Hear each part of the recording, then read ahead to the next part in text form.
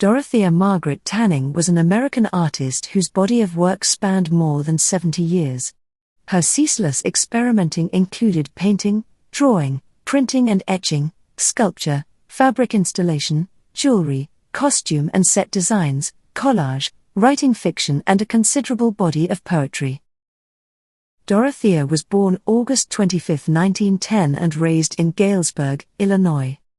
She was the second of three daughters to Andrew and Amanda Tanning, who named her after her maternal grandmother. Both of her parents were immigrants from Sweden. After graduating from Galesburg Public High School in 1926, Tanning was employed at the Galesburg Public Library as a library assistant, where she read many Gothic and Romantic novels. These fantastic stories, filled with the imaginary, heavily influenced her style and subject matter for years to come. In 1928, she enrolled at Knox College in Galesburg and remained there for 2 years. Being a liberal arts school, there were no applied art courses, so Dorothea drew and painted in her spare time and provided illustrations for school publications. In 1930, she quit the college in order to pursue an artistic career and set off for Chicago under the guise of meeting up with the friends she worked with at the library. When she arrived, they offered her a room in their apartment. Tanning managed to get a job at a downtown restaurant as a waitress, and then enrolled at the Chicago Academy of Art, afternoon classes. She stayed just 3 weeks, before rebelling against the formal art education. She then spent her time at the Art Institute of Chicago, looking at paintings, and teaching herself how to create art. She involved herself in the nightlife of the city, and began a personal relationship with the writer Homer Shannon. In 1933, she operated marionettes in the Chicago World Fair, and in 1934, traveled to New Orleans where she exhibited some of her watercolors in a bookshop gallery. In 1935, she moved to New York where she found work as a freelance illustrator, creating advertisements for Macy's department store and other clients until the early 1940s. During this time, she continued to work on her own paintings. In December 1936, Tanning visited the Museum of Modern Art's groundbreaking exhibition, Fantastic Art, Dada, and Surrealism. Surrealism, a movement that emerged in Paris in the 1920s, was the direct descendant of the Dada interest in the bizarre, the spontaneous, and the anti-rational. The concept of surrealism was originally based on writing and poetry, and exploring the hidden workings of the mind. By the 1930s, surrealism had expanded to include non-literary works, such as painting and sculpture. The 1936 Museum of Modern Art's exhibition of nearly 700 paintings, sculptures, drawings, prints, photographs and films, presented Tanning with a radical departure from day-to-day reality. The exhibition astonished her. "Here, in this museum is the real explosion," she said. "Here is the infinitely faceted world I have been waiting for. Here is the limitless expanse of possibility." Tanning saw the movement as an effort to plumb our deepest subconscious and to find out about ourselves. And she embraced this approach in her own art. Tanning was so deeply affected by what she saw in the exhibition that she felt she must take part in it and live in Paris. In July 1939, she set sail for France with letters of introduction to other artists including Max Ernst, Haim Soutine, Yves Tanguy, and Pablo Picasso. Her intention was to meet them there, but her plans were upset by the start of World War II. On the 3rd of September 1939, 2 days after the German invasion of Poland, France declared war on Nazi Germany. The artists Tanning wanted to meet had hurriedly escaped from Paris to the south of France, in the face of a possible German invasion. She also had to escape, making her way through Holland, Belgium, and Germany to Sweden, and the home of her parents' relatives. From there, she managed to catch a ship back to New York in October. In 1940, she produced a small painting entitled Music Hath Charms. It was the beginning of her love of surrealism, translated into her own work. The painting depicts a young girl, dressed in red, playing the piano formed by the roots of a large tree. The background, which at first seems to be a snow-capped mountain, is in fact the gigantic waves of a stormy sea in which a tall ship is sinking. The terrifying sight of the doomed ship is in stark contrast to the pastoral scene of the middle ground with the grazing sheep. In 1941, Tanning married writer Homer Shannon after an 8-year on-again off-again relationship.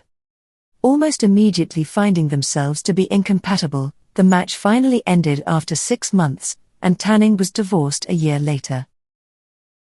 That year, the art director at Macy's department store, impressed by Tanning's creativity and talent in illustrating, introduced her to the art gallery owner Julian Levy, who immediately offered to show her work. Levy's gallery had been promoting paintings and sculptures by surrealist artists, including Salvador Dali, Max Ernst, Alberto Giacometti, and René Magritte. So well received was her work, that Levy eventually gave Tanning 2 solo exhibitions, one in 1944 and another in 1948.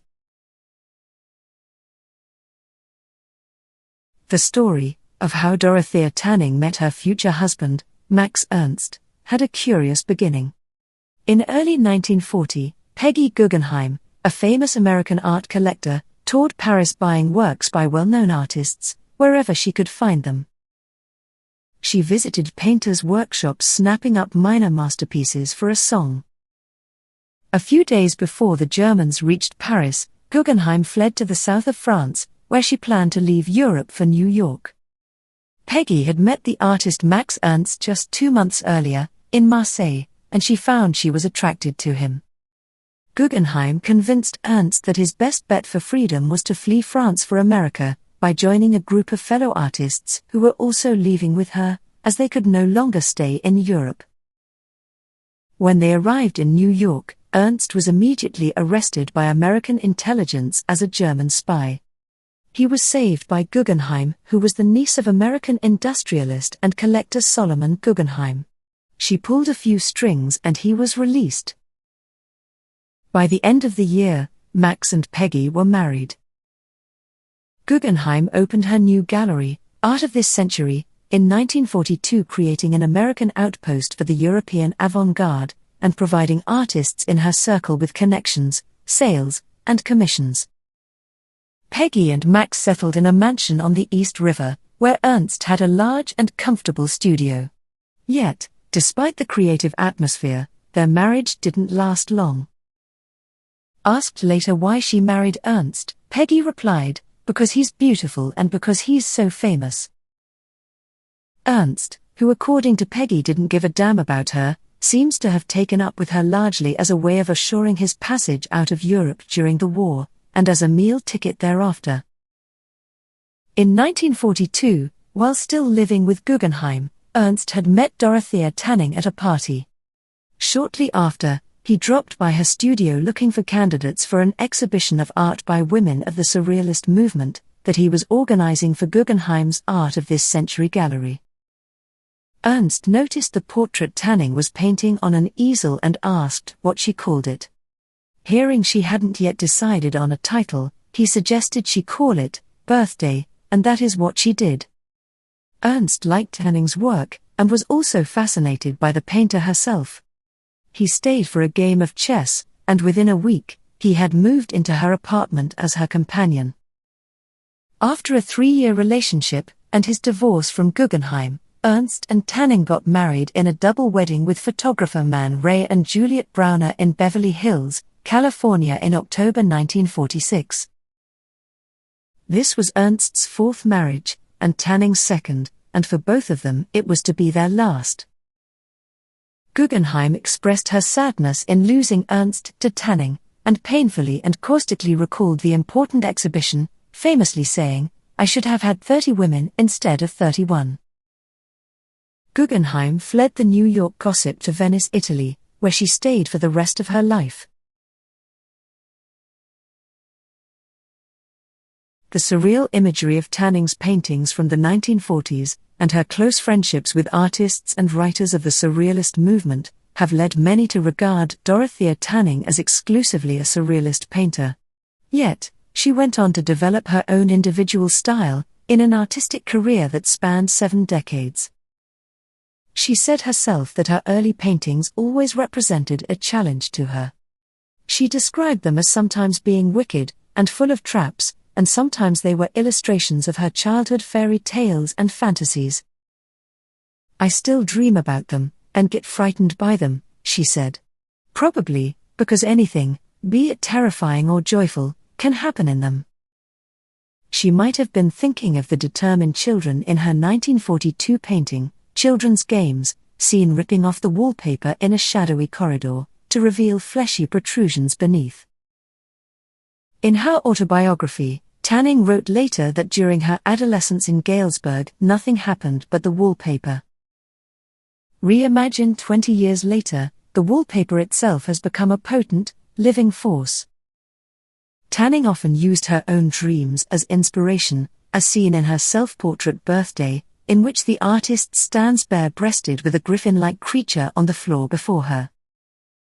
"My dreams are bristling with objects that you will never find in the dictionary," she once said. Dreams, one reads in books, are composed of known symbols, but it is their strangeness that makes them interesting to me. Here, the artist depicts herself in the process of metamorphosis, a rebirth from one state to another. The clarity and precision of the work, typical of the surrealist style, intensifies the effect, interweaving strands of fantasy with reality, sensation and imagination. Tanning depicts another transformation in her painting The Magic Flower Game, in which a boy is depicted in a state of organic transformation. He is part human, merged with beautifully colored flowers, which lie flattened against his legs and thighs, like a second skin. This juxtaposition, part human, part nature, is typical of surrealist art, and Tanning used it often in her work. Dorothea Tanning painted A Little Night Music in 1943. It is now part of the Tate Moderns collection in London. The work portrays 2 girls in a door-lined corridor of a hotel. One leans back, eyes shut, in a dreamy reverie.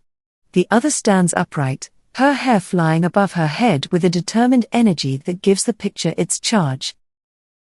The ragged state of the clothes worn by both girls indicate that a struggle with a malevolent force may have taken place.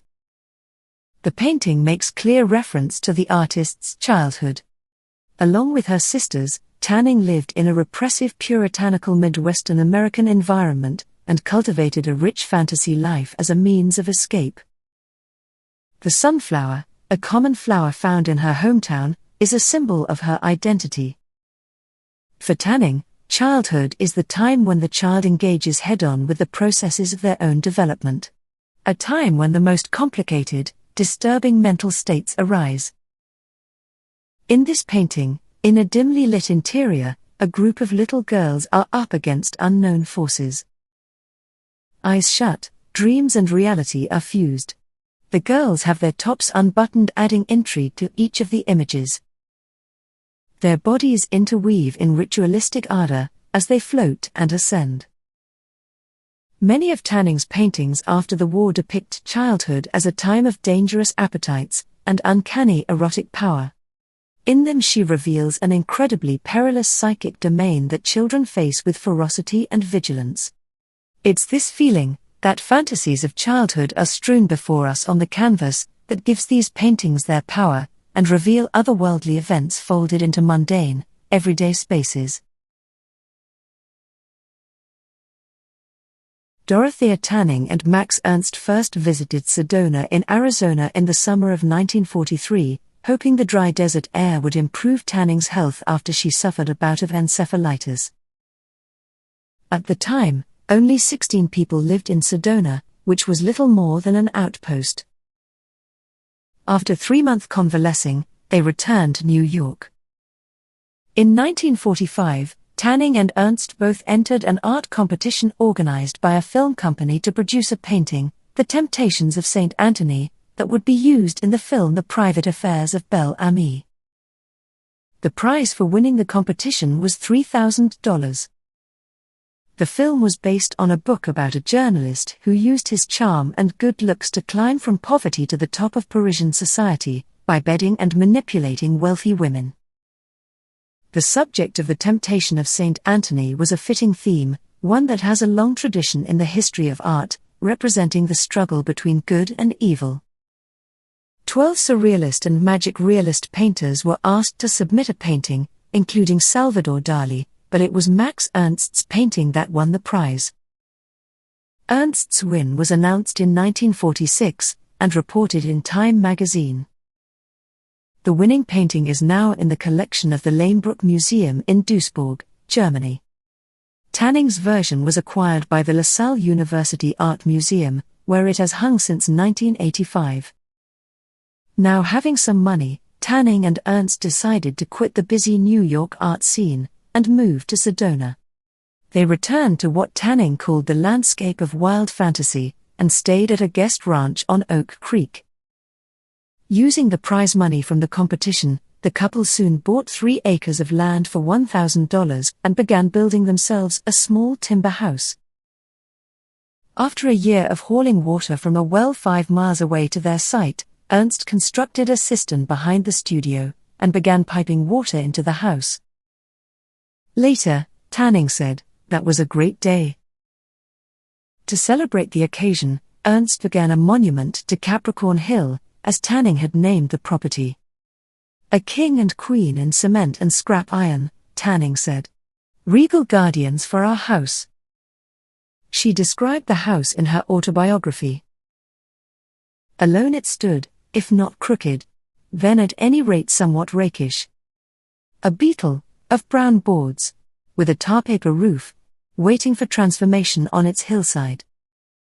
While she and Ernst were building their house, Tanning wrote a short story that would eventually become the novel Chasm, first published in 1949, and then expanded and reprinted again in 1977 and 2004. While Ernst worked in a studio at the back, Tanning painted in the house. Both embarked on productive periods, inspired by the dramatic colors and ever-changing light that was now part of their daily lives. Tanning wrote about the influence the stark Arizona landscape had on her work, which she referred to as trying to paint the unpaintable. "1 year was enough to sear it onto the lens of my memory," she said. "In the studio, alone with my dreams, I would record it like a diary entry, onto my canvas." She completed one of her most famous works during her time in Sedona. Self-portrait reveals a small figure amid a landscape of towering monoliths, scraped by an epic sky. Here Tanning reveals her feelings of insignificance, when surrounded by the majesty of nature. Tanning found creative freedom in the desert, but her works from this period depict unsettling, claustrophobic scenes. A young figure, on the threshold between childhood and adulthood, appears in several paintings. Tanning often pictured her near a doorway, as an active figure who disrupts the familiar and the domestic. It is perhaps no surprise that Tanning consistently refused to have children, and instead lavished her attention on her Pekingese dogs. Like other surrealist painters, she was meticulous in her attention to detail, and in building up surfaces with carefully muted brushstrokes. Through the late 1940s, she continued to paint depictions of unreal scenes, some of which combined erotic subjects with enigmatic symbols and desolate spaces. Tanning and Ernst's arrival in Arizona marked the beginning of Sedona's rise as an artistic center. This quiet community of such phenomenal beauty was about to be discovered by the creative types. While the couple painted, sculpted and wrote at Capricorn Hill, they hosted friends who came to visit, including artists and writers, photographers and poets.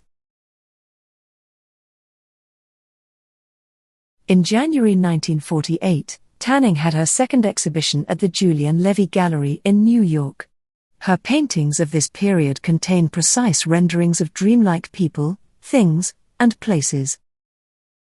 In this painting, the structure and its desert setting evoke Tanning's handcrafted cabin in Sedona, yet other incongruous elements and figures populate the painting.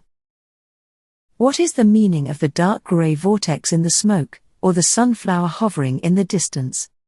How do we interpret the blindfolded, bubble-blowing head, framed by the enigmatic phrases "off time" and "on time"?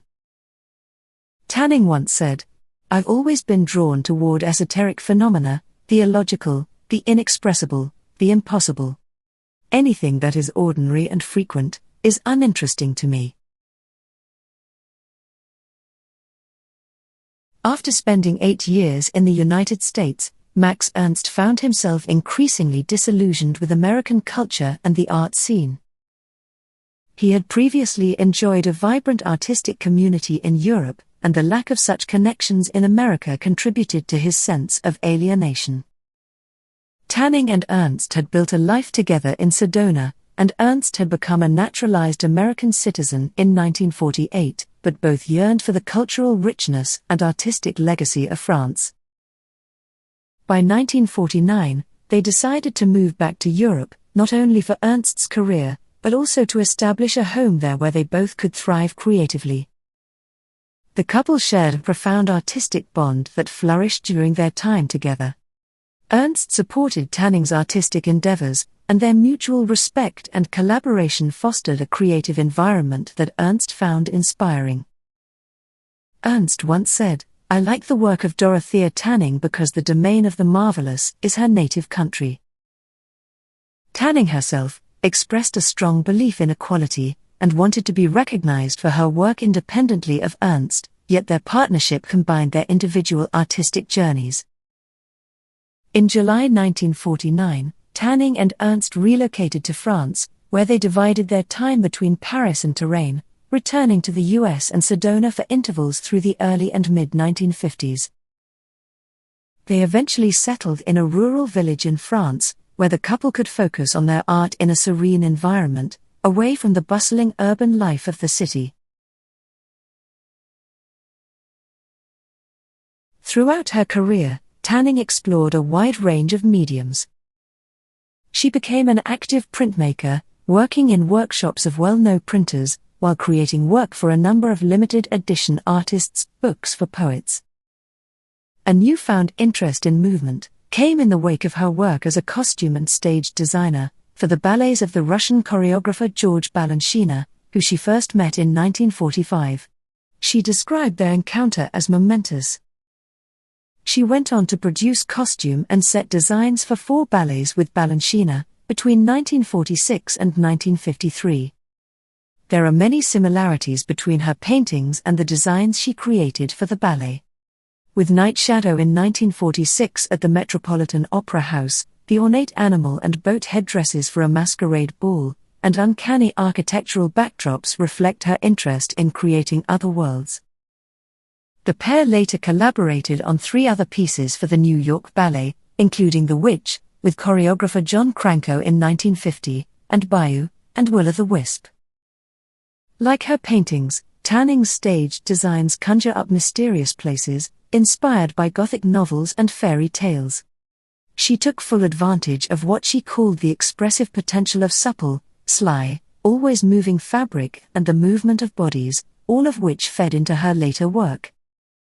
In 1950, she published a portfolio of 7 of her first lithographs, called The 7 Spectral Perils, in which a solitary female figure makes her way through a disorienting world of wild-eyed creatures and distorted rooms. These were displayed in an exhibition of lithographs in Paris. Tanning's work often revolves around the female form, exploring its boundaries, movements, abstractions and sensations. She was fascinated by the lived experience of the female body, and also the scene when a woman was confronted by violence. She sometimes depicted childhood and puberty as both desired and dreaded. For example, one wonders at the artist's intentions in her painting, The Guest Room, when we discover that the model for the young naked girl who scowls at us from the open door was reluctant to pose nude for the picture. It was only after the sittings that Tanning painted her naked breasts, imagining them into being. In the picture behind the door, the girl is shadowed by a blindfolded double. At the back of the room, the figure of death approaches. In the bed, another girl clasps a sinister amputated doll. The painting is undoubtedly erotic. It is swathed in the shimmering fabric that drapes its way across many of Tanning's pictures at the time. Here we see a satisfaction with the process of painting and storytelling, which is at odds with the gritty subject matter. Tanning's first Paris exhibition, held at Galerie Furstenberg in 1954, was crucial in establishing her importance on the Parisian art scene. Tanning had strong feelings about her independence, believing that her existence as an artist was dramatically compromised by her existence as Max Ernst's wife. At the time, she said, as an artist, living in the shadow of a great man, it is somehow essential for me to have my own exhibition. After the event, she expressed her relief. The shadow lifted, and a gentle but steady light shone upon me, she said. I was now an artist that Paris newspapers wrote about, Paris collectors bought, and Paris friends recognized. Some of her misgivings regarding family relationships are revealed in Family Portrait, painted in 1954. A giant father figure presides over a smaller, seemingly frozen wife, as well as a long-haired dog, and a minuscule maid. Here, in Tanning's imagined interior, the gendered hierarchy of family amounts to boredom and entrapment, from which painting and sculpture might be the only valid escape. Tanning and Ernst lived apart some of the time, pursuing separate creative projects, but it seems they were always drawn back together again, and shared a common mind and a strong friendship. Max was comfortable with Dorothea's need for independence, and referred to her always as Dorothea Tanning, and not as his wife. In a 1990s interview, Tanning discussed the way artists are addressed. There is no such thing as a woman artist, she said. You never refer to a man artist. So why use the term when speaking of a woman? Both are artists, whatever their gender. In 1954, Tanning and Ernst purchased a farmhouse in Huismer, an area often called the Garden of France. They stayed there for the next 10 years. During this period, Tanning's painting slowly evolved, becoming less explicit and more suggestive. Her work moved away from the precision of her early surrealist works, and more toward the abstract, though she never lost focus on the figure, especially the female form. Around 1955, Tanning began working on what she called her prism paintings. She started with the ill-forgotten. My pictures literally splintered, she said. You might say I broke the mirror. In these enigmatic canvases, bodies and body parts, barely discernible images, and biomorphic forms float in a fractured dream space. No longer a detailed scrutiny of her childhood, her paintings now became more like a visual representation of music, or deep emotion. As Tanning recalled in her memoirs, in looking at how many ways paint can flow onto canvas, I began to let it have more freedom. The picture's colors began to come out, opening the rectangle to a different light. Her pictures grew, and her brush strokes became larger and messier. These are more nebulous images, but they are still populated by human bodies, whose limbs and torsos stretch across the canvas. The smooth surfaces began to shift.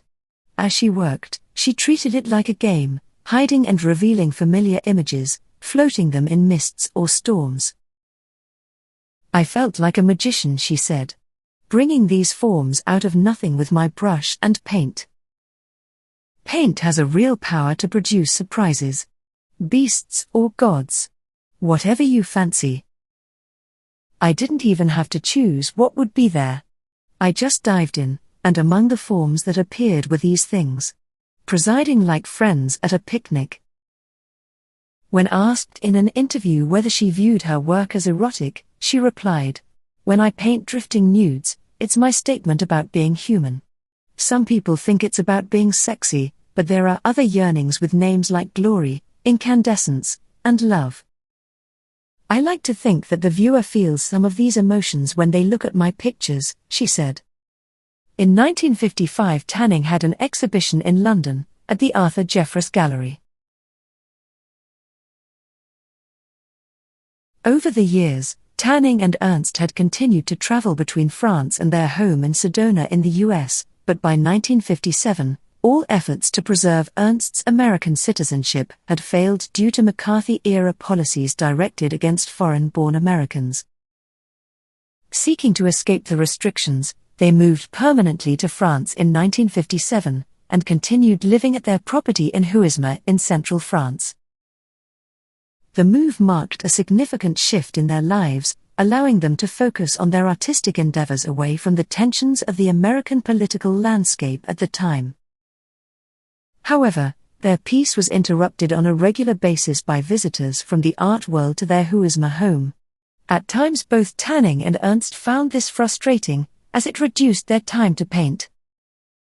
In 1962, Tanning held an exhibition of very small canvases at the Galerie Édouard Loeb in Paris and a simultaneous show at the Galerie Méridien Vallotton Paris of her larger works.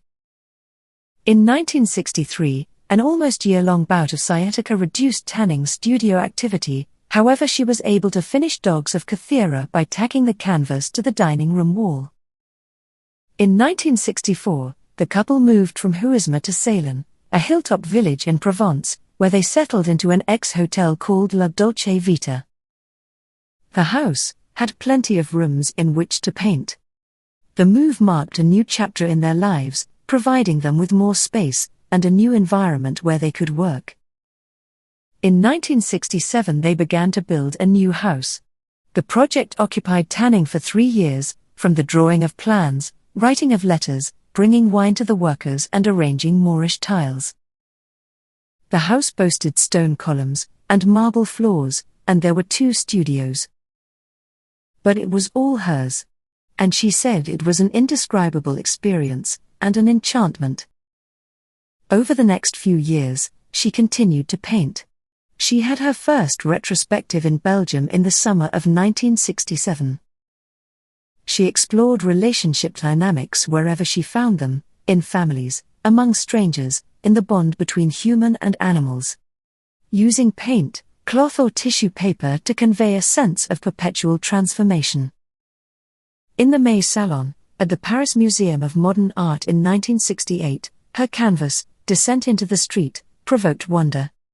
How could she know there would be a monster student uprising in France at the time, complete with tear gas and overturned buses? Tanning's work was recognized in numerous one-person exhibitions, both in the United States and in Europe, including a major retrospective in 1974 at the National Center for Contemporary Art in Paris, which became the Centre Georges Pompidou in 1977.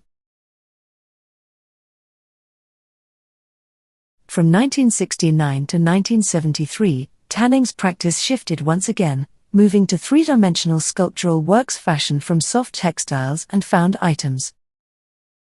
Earlier, she had experimented with pincushion to serve as fetish, which consisted of a funnel, sawdust and wool, covered in black velvet and stuck with pins.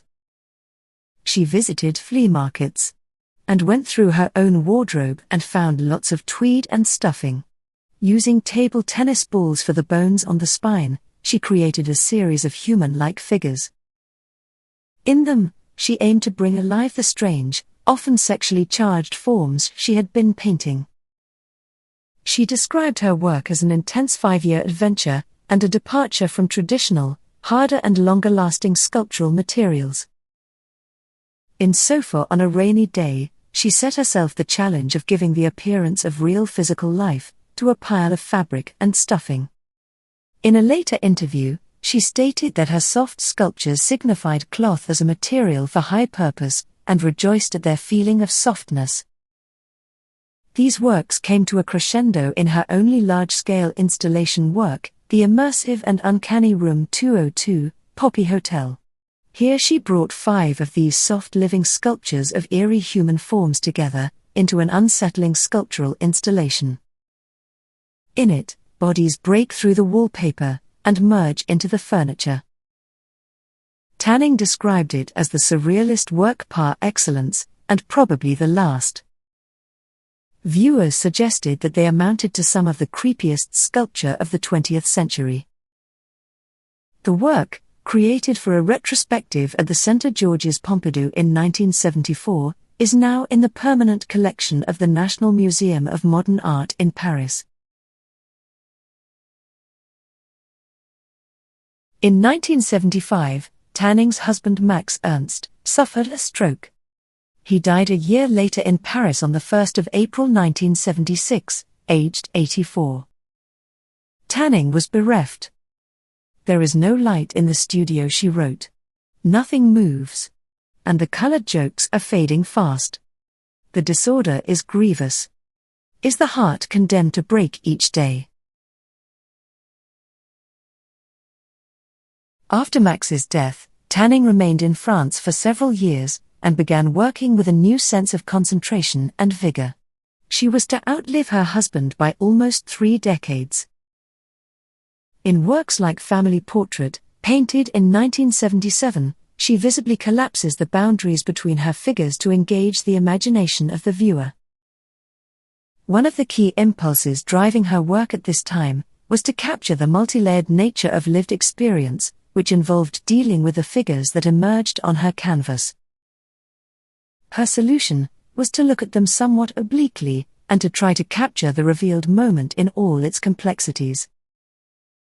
As she later wrote, "I've always been drawn towards esoteric phenomena, the illogical, the inexpressible, the impossible." Here, the notion of domestic order, symbolized by the creased white tablecloth, is turned on its head, with the bodies of the occupiers of the room so contorted that they are difficult to distinguish from the background. In 1979, Tanning began her return to America. By 1980 she had made New York her home. She remodeled her apartment to create a studio space, and over the next 10 years embarked on an energetic creative period, in which she produced paintings, drawings, collages, and prints. In 1983, she staged an exhibition of recent painting at the Stephen Mazot Gallery in New York, and simultaneously works on paper at the Stephen Schlesinger Gallery. Some of the girls from her earlier paintings began to reappear in new guises, such as the winding figures in Daughters, their muscles caught mid-motion in the violence of becoming. Tanning, who never had children, regarded her artworks as her creative offspring, and sometimes we see that through her visual language. In her Yellow Door 84, painted in fiercely expressive color and ferocious brushstrokes, the door, which is a recurring motif in Tanning's works, appears here to open possibilities beyond the surrealist symbol of a portal to the unconscious.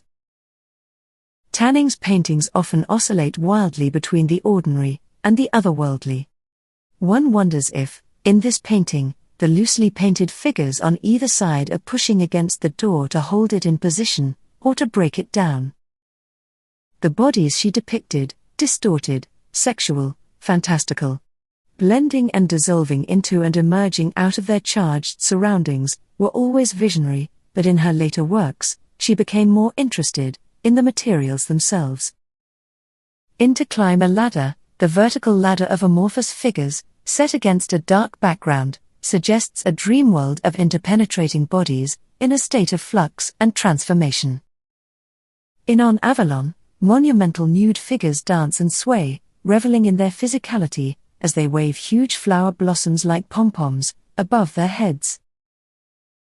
In these works, paint becomes physical, inseparable from the limbs, torsos, and disguised faces that hover across Tanning's canvases, like a vaporous emanation, released into the room. In 1987, Tanning held an exhibition at Kent Fine Art Gallery, New York, of works on paper. Several regional exhibitions followed. She also created further lithographic works in Santa Monica, and in New York at the studios of Maurice Sanchez, and at the Litho shop in Santa Monica, with her friend Sam Francis. Over the next 10 years, Tanning was represented in a number of exhibitions, in New York and overseas. In 1988, she held her second exhibition at Kent Fine Art Galleries, showing 11 paintings. In 1989, she held an exhibition of her collages at the Stephen Schlesinger Gallery, New York, and another exhibition at Runkle Hugh Williams in London, consisting of oils and works on paper. In 1992, a retrospective print exhibition of her work was shown at the New York Public Library, followed by a retrospective of painting, drawing and sculpture in Malmö, Sweden in 1993. The same retrospective moved to London in September at the Camden Arts Centre. In 1997, the Dorothea Tanning Foundation was established, dedicated to preserving the artist's legacy and fostering a broader public understanding of the artist's art, writing, and poetry. Alongside her writing, and following a stroke in the mid-1990s, Tanning created a series of imaginary flower paintings, 12 in 8 months. "I don't know how it happened," she said. "I usually chose more challenging subjects." These lush dark works were subsequently collected in a book, along with poems by contemporary poets, entitled Another Language of Flowers. Her flower paintings are represented in the Tate Gallery, London, by the delicately lovely Crepuscular Glacialis. In 1999, she exhibited her flower paintings at the National Academy of Design, and later at the Zabriskie Gallery. Tanning completed her last oil painting in 1998, when she was 88 years old, and her last drawing in 1999. In 2000, a small retrospective exhibition entitled Birthday and Beyond was held at the Philadelphia Museum of Art. It was to celebrate its acquisition of Tanning's 1942 self-portrait, Birthday. Dorothea Tanning wrote stories and poems throughout her life. Her first short story was published in 1943, and original poems accompanying her etchings in the limited edition books Tomorrow, in 1964 and In the Flesh in 1973. However, it was after her return to New York in the 1980s that she began to focus on her writing. In 1986, she published her first memoir, Birthday. On the opening page, Tanning tells us that the beginning is an impossible place. She later expanded her biography into the 2001 book Between Lives, An Artist and Her World. It has since been translated into 4 other languages. Tanning started writing poetry in 1990, with the encouragement of her friend and mentor James Merrill, who for many years was the Chancellor of the Academy of American Poets. Tanning was in her late 80s, and her hands were no longer steady enough to paint. She jokingly referred to herself as the oldest living emerging poet. Her work was subsequently published in the Yale Review, The New Yorker, Poetry, and The New Republic. One of her poems, No Palms, was included in the Best American Poetry of 2000. She later wrote 2 well-reviewed volumes of poetry, A Table of Content in 2004 and Coming to That, which The New Yorker called one of the best books of 2011. Tanning published her first novel Chasm in 2004 when she was 94 years old. Described by one critic as the story of a little girl, a lion and a mysterious stash of body parts, it resulted in the Daily Telegraph's book reviewer observing jokingly that her future potential is unlikely to result in a lengthy writing career. In 1994, Tanning established the Wallace Stevens Award, an annual prize of $100,000 for mastery in the art of poetry, to be awarded annually by the American Academy of Poets. Even as she neared her century, Dorothea Tanning remained a woman of extraordinary personal power, coquettishness and wit. "From the neck up I'm young and strong," she declared in 2010, "but the rest of me is 100 years old." Tanning died on the 31st of January 2012, at her Manhattan home in New York, at the age of 101. Dorothea Tanning's consummate skill as an artist was acknowledged among her peers throughout her life, and her work features in international galleries, including the Tate, San Francisco and New York Museums of Modern Art, and the Pompidou Center in Paris. In 2018, the National Museum and Center for the Arts in Madrid held a major exhibition of the artist's work, which traveled to the Tate Modern in London in 2019. Undoubtedly, Tanning's legacy lies in her revolutionary painting style, but it's hard to ignore the label of Max Ernst's wife that is perpetually thrown around by art historians when reminiscing about the Surrealist movement.